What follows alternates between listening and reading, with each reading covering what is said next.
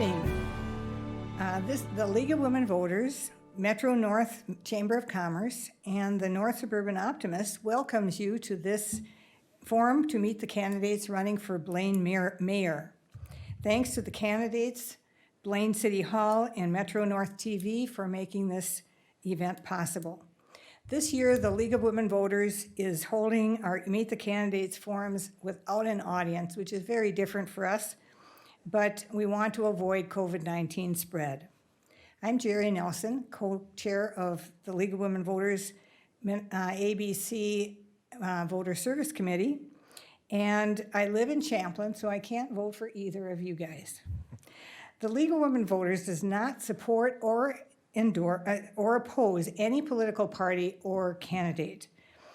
I'm sure these candidates care very much who you vote for, but the League of Women Voters does not.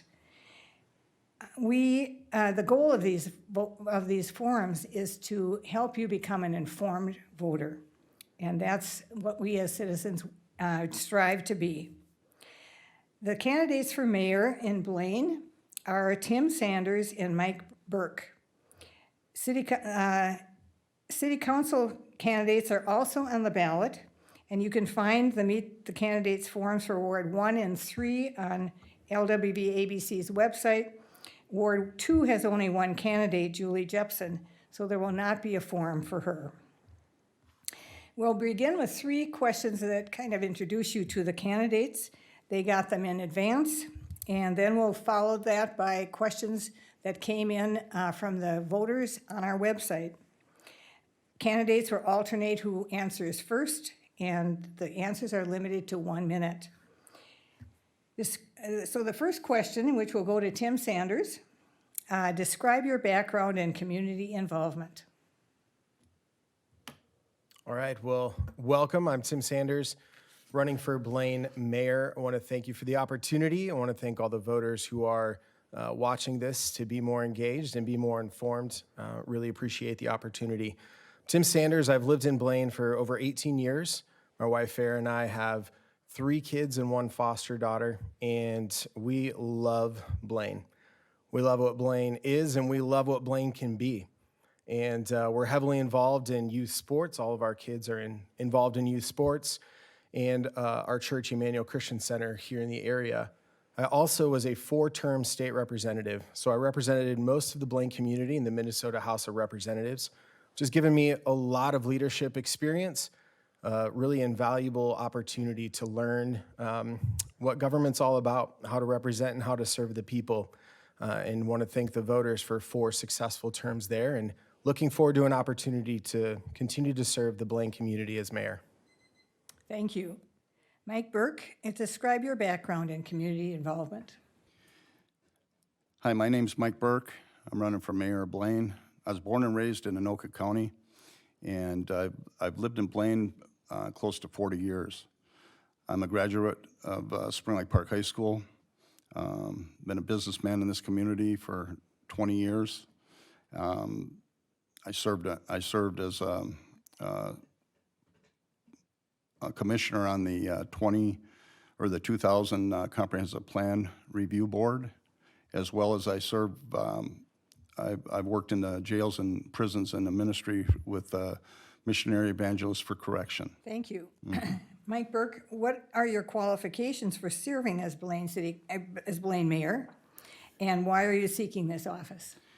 Again, I started the road in politics back in about 1999, and I served 3 terms on the Planning Commission, and which is about a 6-year span, and then I served 3 different terms of 4 years on the City Council, which is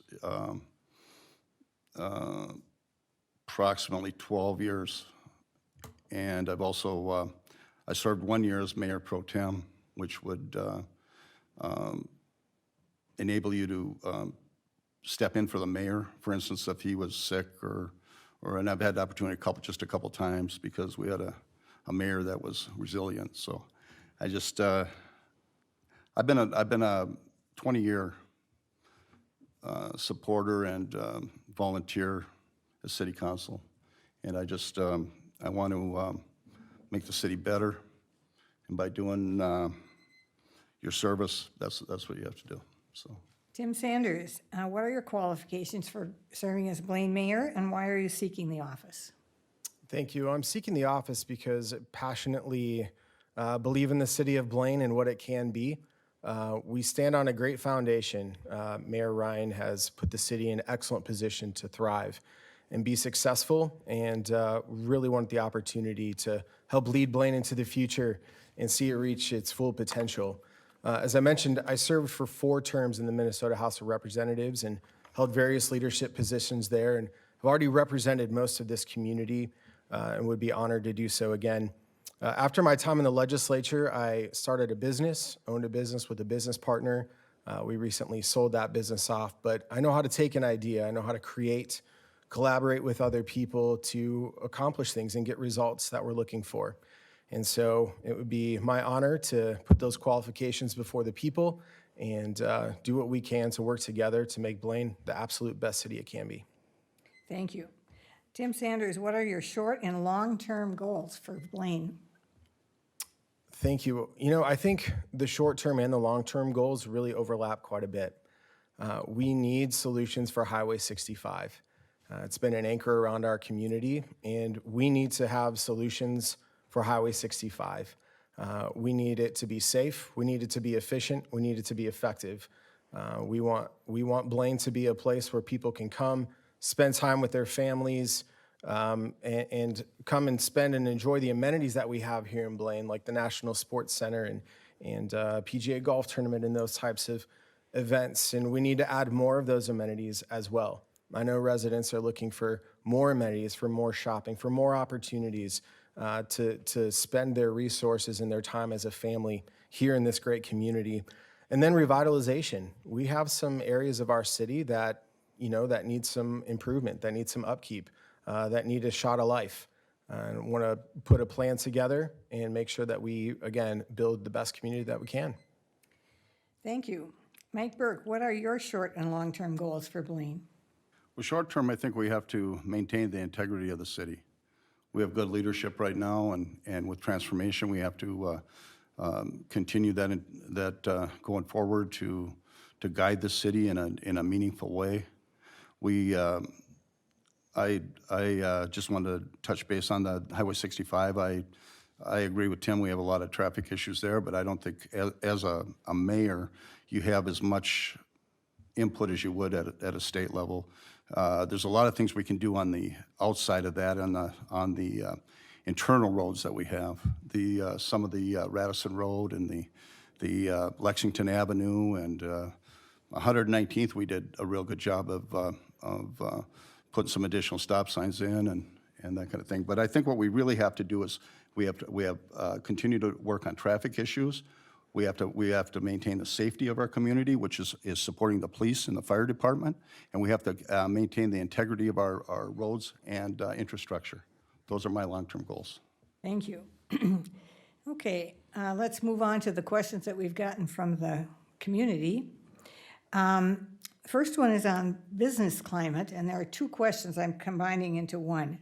If elected, what would you do to provide a healthy business climate? And please describe any experiences you have owning or managing a business, as well as specific advocacy efforts on behalf of the local business community. And you'll go first, Mike Bourke.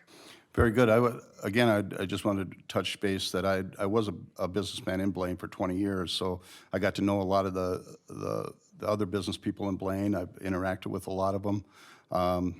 And I still work in the city of Blaine. I do outside sales for a company, and I work with a lot of the business in the community. The biggest thing you can do for business is number one, you have to maintain a relationship with them, the individual businessman. You have to listen to their needs, and you have to act on it. And I think it's important that we do that in a timely fashion when they need it, because in this environment, as we all know, that businesses are under a lot of stress.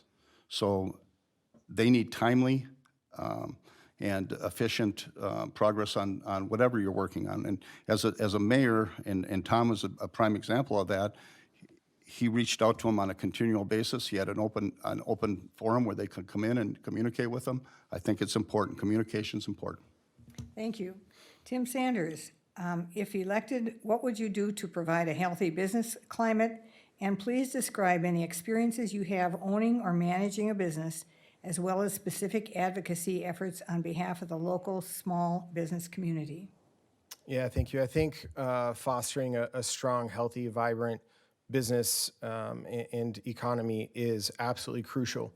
And I have experience, again, starting a business from scratch with a business partner and building something successful and creative. So I understand that a business owner looks at stability and certainty as really, really the foundation of being or having a successful business.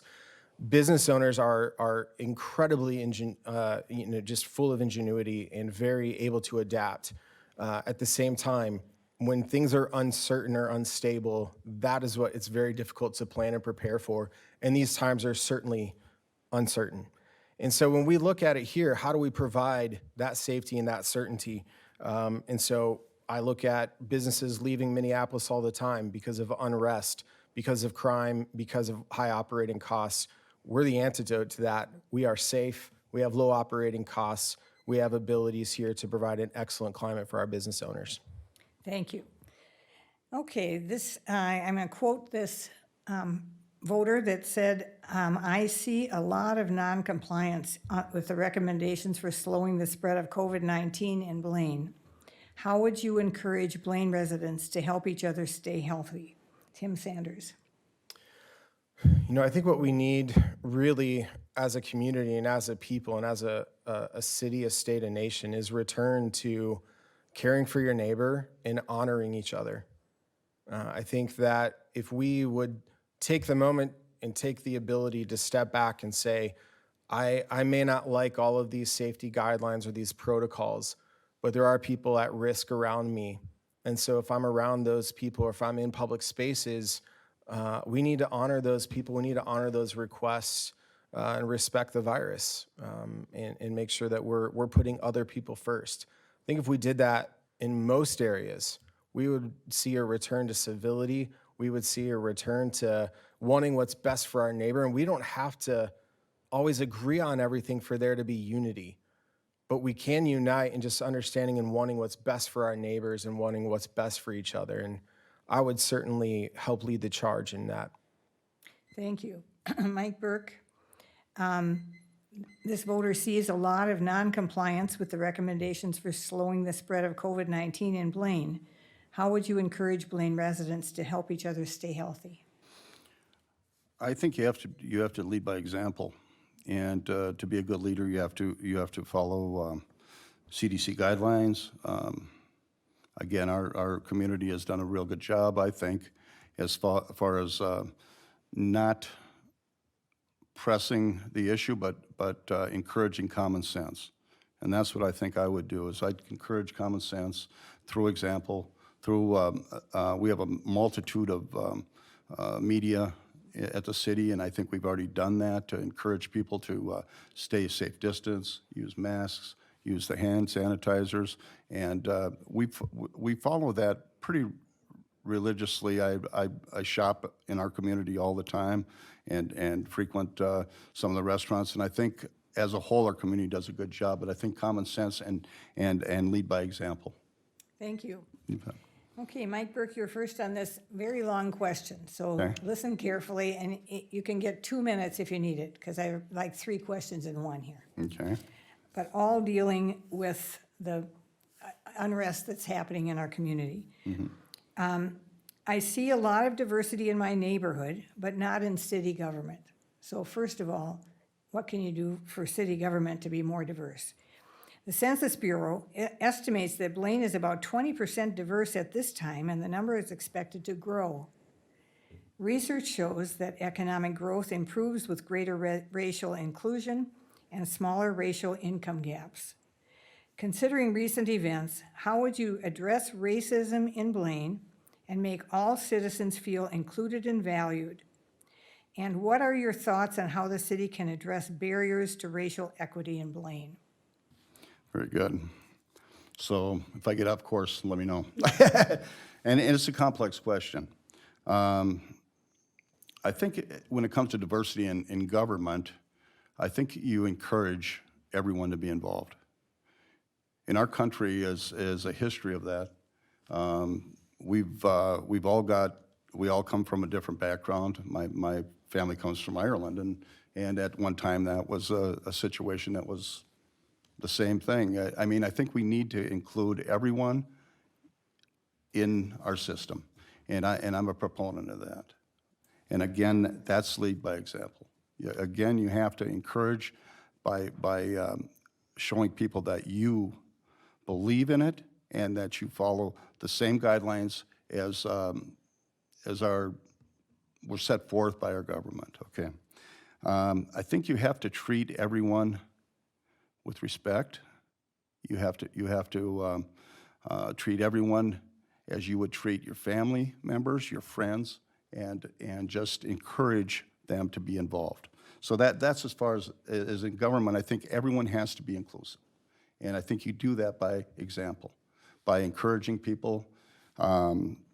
Again, I think as our community grows and it gets more diverse, I think we'll see that to bubble up to the top more. We'll have more activity, we'll have more interest, and I think when that happens, that's when the inclusion sets in.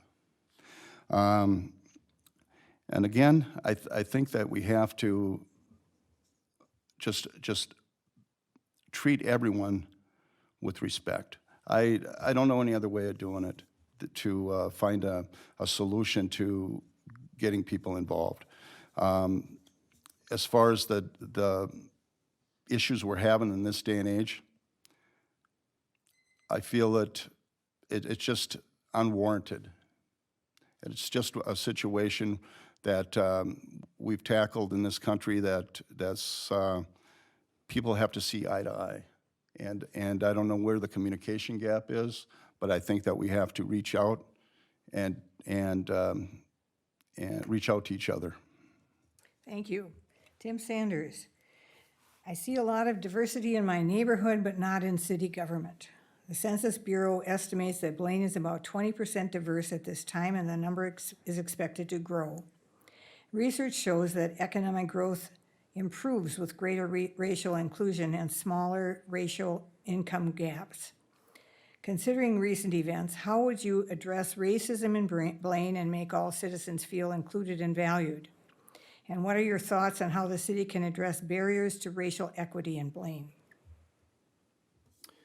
Yeah, diversity is beautiful. And I think, again, it goes back to honoring people. All are created by God, every skin tone, and everybody is equal and should be able to pursue equality in this great nation and in this city.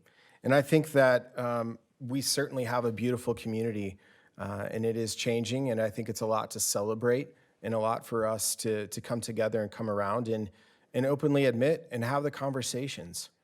Be willing to listen to each other. Ask your neighbor questions if they don't look like you. Ask them what their story is, what their life has been like, and share your story and your experience with them. That's how we do it. When you have a relationship with someone, most of those barriers, even political barriers, seem to fall when you have a strong relationship with someone. So honoring one another and seeking out unity, I think, is really good. And we have an opportunity to lead in city government. When we have opportunities for employment open, we should be looking at high quality, high capacity people of color for those positions and making sure that we're seeking that out and putting an emphasis on that. We need to root out discrimination, systemic discrimination everywhere and anywhere exists. It just can't be tolerated. And so when we find that and we follow the data and we find opportunities or see when it rears its ugly head, I will take the lead on rooting it out and calling it out and eliminating it from our city government. And again, we'll encourage one another to love and honor our neighbor. I think the other thing is really looking for opportunity and how in this community can we establish opportunity and celebrate apprenticeships and community college and getting back to just celebrating opportunity for every single person in Blaine. and really making sure that everybody has an opportunity to achieve the life that they really want to achieve here. Thank you. Let's talk more about youth. What do you see as the greatest need or challenge for youth in Blaine, and how would you, as an elected official, help solve this issue? Tim Sanders.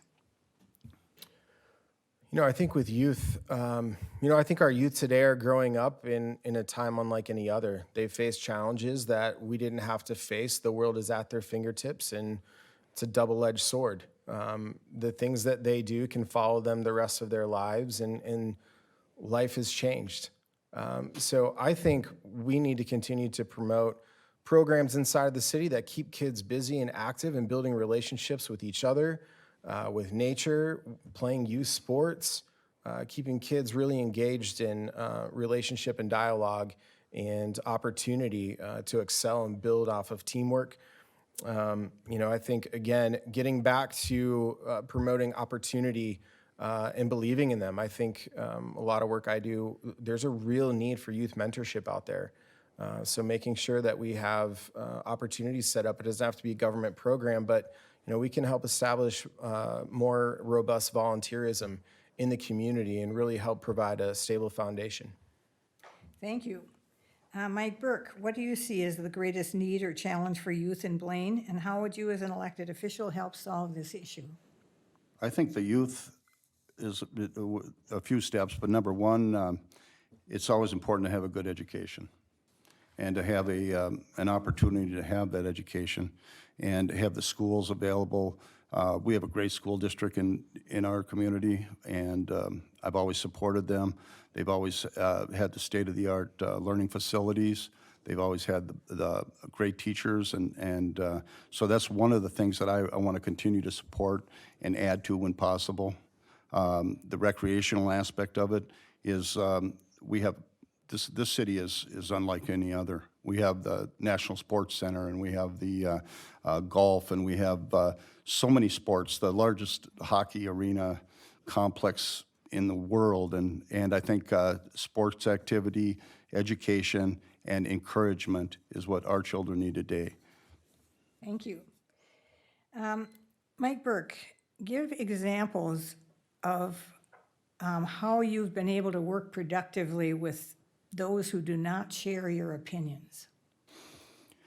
Well, again, I think communication is everything. I'm in my line of business. I mean, I run into adversity all the time, and you have to have the ability to listen to people and to really reach out and understand their side of the. A lot of issues are complex especially in city government, and you have to be able to utilize your staff and the people around you and reach out to them and listen. And if you can listen and be a good listener and communicate back, I think you can address most of their needs. Thank you. Tim Sanders, give examples how you have been able to work productively with those who do not share your opinions. Yeah, that's an excellent question. I'll talk a little bit about my time in the legislature, where obviously it's a very partisan world, and things are usually viewed through the lens of obstructionism or stalling. But what I found is, let's start in the middle with what we agree on and just keep taking steps to see how far can we go without losing support. And so really starting with what you agree on as, hey, the goal, the vision of where we want to go, can we agree on that? And then start taking practical steps from that. I was the chief author of Presidential Primary, which required agreement from House Republicans and House Democrats, Senate Republicans, Senate Democrats, the Republican Party, the Democrat Party, national parties, groups of people that don't typically get along or agree on much of anything. But because we wanted to have a system that allowed more people access to have a say in who their nominees were, we were able to come together and really establish really solid legislation. So when you start with what you agree on and begin to work out from there, you have a really strong foundation on working together. Thank you. Okay, Tim Sanders, homelessness is becoming an increasing problem, even with COVID-19. How and what can the city do to help these people? Yeah, it's an extremely complex issue. Number one, again, providing and having solutions for those that are homeless in the immediate situation. We do need to find shelter and need to work with organizations and great organizations that are out there that are trying to help with that problem, and really starting to look back and say, how do we help prevent homelessness? We need to invest more in mental health. We need to invest more in our treatment for addiction and chemical and substance abuse issues, and not demonizing people that are in treatment, but celebrating people that are taking steps to improve their lives and their families' lives. So I think there's a lot that we can do then in providing also extra education opportunities, and again, celebrating things like apprenticeships and community college, and just giving people the opportunities and the stepping stones to really improve themselves and help give them a hand up of the situations they're in. Thank you. Mike Bourke, how and what can the city do to help people experiencing homelessness?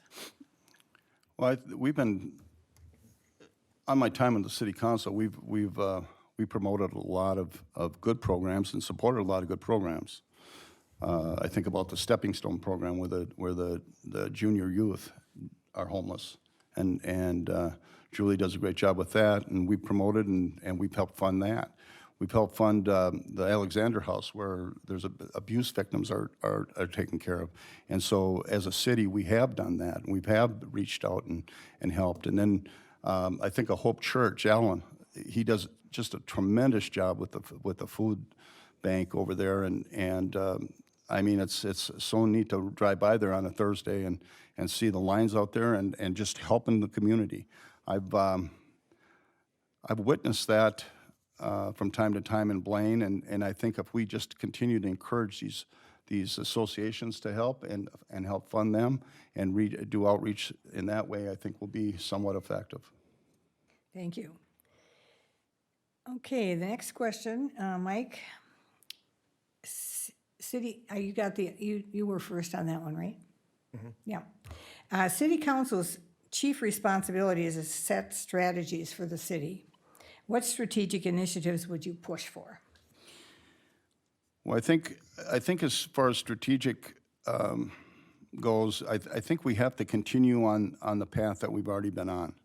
I think we have to continue to take care of our roads and our infrastructure, which helps alleviate long-term issues down the road. I think we have to encourage and support our police and our fire for safety. I think we have to continue to promote our parks and I mean, this city has upgraded our infrastructure better than most cities in Anoka County, and I'm very proud of that. And we have to just continue to do that. I think we have to support the businesses that as they're going through hard times right now, and find opportunity for that. And I think pulling all that together, you're gonna have a good long-term goal. Thank you. Mm-hmm. Tim Sanders, the city's council's chief responsibility is to set strategies for the city. What strategic initiatives would you push for? Yeah, I think absolutely. We have to be in a position where we have really strong economic certainty, and we take care of our budget here, that we maintain that AAA bond rating here in the city. So being very responsible with our finances is absolutely critical and crucial, so that we can do the things that are most important and most critical, which is making sure that we provide a very safe and efficient roadway system and infrastructure, Highway 65, making sure that gets done. And we need someone that can aggressively go and pursue the funds and the collaboration with our federal government and with our state government to make sure that those things happen. So we have a lot of work to do in this city, but we have a fantastic foundation. And I know that as we continue to build out the rest of Blaine, we really have a great opportunity to make sure that this is a thriving city. Thank you. So Tim Sanders, in the past, when a major project is proposed, the citizens most impacted were not invited to a meeting to ascertain their opinions. Until the project was so far along, the meeting was really to tell people what would be done. How would you work to get citizen opinions early in the process? Well, I think the question kind of answers itself. You have to involve the citizens early in the process. We have to do a better job, I think, in the city. An area where we can do a better job is telling the story of what's happening here in the community and really reaching out and communicating with the citizens about things that we're thinking about, things that we're planning to do, and projects that are on the radar. I know that, Highway 65, the study is back kind of in front of us here. We have several different options in front of us now, and they've done an okay job so far of involving the public, but there's a really good opportunity right now for the public to be involved, to say what they like, what they don't like, what they would do instead. So we do have opportunities for citizens to be involved, and we have to. This is a community that's so wonderful because of the people. We need to depend and lean on the ideas of our citizens and our community members here. Thank you. Mike Bourke, in the past, when a major project is proposed, the citizens most impacted were not invited to a meeting to ascertain their opinions until the project was so far along. The meeting was really to tell people what would be done. How would you work to get citizen opinions early in the process? Well, the city of Blaine has a process that we go through that we initiate a contact with, and I forget how many feet out, but the neighbors that are contacted by it, and then typically we'll put signage up and so forth. But we have a multitude of other opportunities like our website. It's always available. Everyone has access to the planning meetings as well as the city council meetings online. But I think the best thing we can do is, I've seen most effective is signage. I've seen the city start to put signage out that this property is under a rezoning or under and I think that draws attention from the local community and the surrounding residents, and I think that's been very effective. Thank you. Well, the last question, I'm going to switch gears a little bit and just let people get to know you better. When you're not engaging in public service, campaigning or in office, what are your favorite activities? And after this, we'll do our final statements. So Mike Bourke, you're first. I personally like to spend time with my grandchildren. That's what I like to do. It's such an extension of your life, and I have a real good relationship with my neighborhood. So we spend time socializing with our street is pretty well connected, and everyone knows each other, and we have that opportunity. I like to go for long walks and just enjoy life. My grandchildren would probably be my favorite activity. And Tim Sanders, what are your favorite activities outside of public service? Yeah, so I have a beautiful wife and three great kids and a foster daughter right now, and it's been a really good silver lining throughout all of the COVID and quarantine experience to be able to spend more time together. And I would say my biggest hobby is I am a sports enthusiast. I love baseball. I love college football. I'm in a period of mourning right now over Big Ten football not being played right now. But I love sports. I love everything that they do for our community and for just, what a great opportunity we have here with so many dynamic teams in this great state here. But that's what I love to do, hang out with the family and friends and watch sports. So I hope it all gets back online soon. Yep. Okay, Tim Sanders, give us your final statement.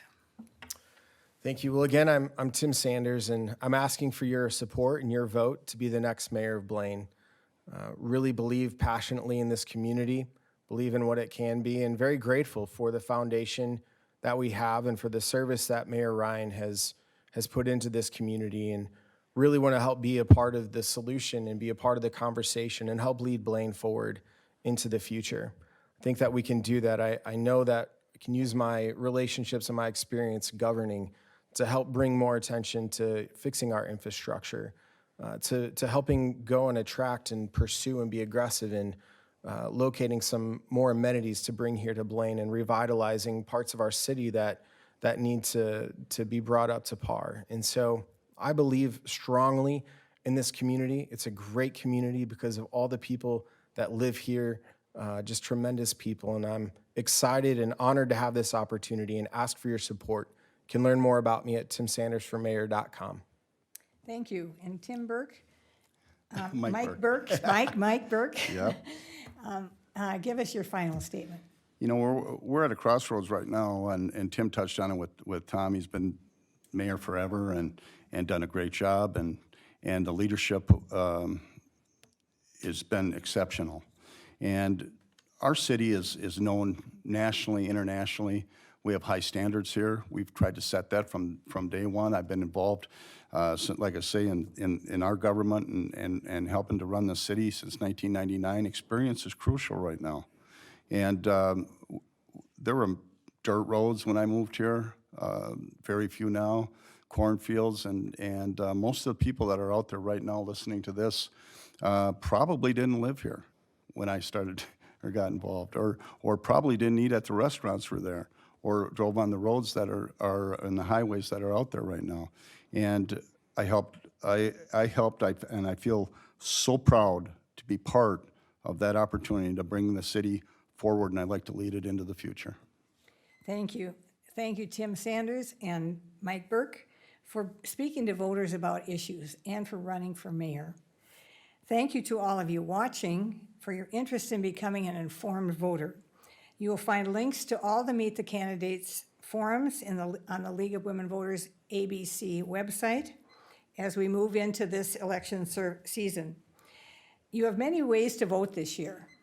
You can request an absentee ballot on the Secretary of State's website right now, mnvotes.org, and you can go to Mary Ann Young Center at 9150 Central Avenue Northeast to vote anytime after September 18th. The hours there are 8 a.m. to 4:30 until the last 2 days, Saturday and Monday before election, and the hours are different, so look them up. If you need to register to vote or update your registration, you can do that online or when you go to vote. Make your voice heard in this election and by voting on or before November 3rd. Thank you so much, and stay safe and healthy.